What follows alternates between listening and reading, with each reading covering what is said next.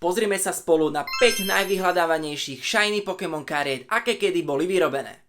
Na 5. mieste je karta, ktorá pochádza z vydania CoroCoro magazínu z mája 2001 v Japonsku.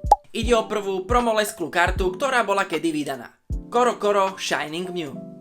Na 4. mieste je karta, kde je jeden z mála prípadov, kedy bol tento Pokémon zobrazený ako vodný typ. Karta, ktorú je mimoriadne ťažké ohodnotiť. Lugia SL7 Skull of Legends. Na 3. mieste je táto karta dobre známa tým, že je jednou z prvých lesklých kariet predstavených v kartovej hre. Karta, ktorá zobrazuje ikonickú scénu napríklad z Pokémon Gold a Silver. Shining Gyarados z New Revelation. Tento Pokémon, ktorý sa umiestnil na 2. mieste, má veľa shiny kariet, ale jedna z nich je vzácnejšia ako tie ostatné. Mewtwo, známy aj ako Fist Bump Mewtwo. Na 1. mieste sú rovno dve karty. Japonský Goldstar Espeon a Goldstar Umbreon. Ich anglické verzie nemajú holoverziu, čo ich robí ešte výnimočnejšími. Nezabudnite mi napísať do komentára vašu obľúbenú shiny verziu Pokémona.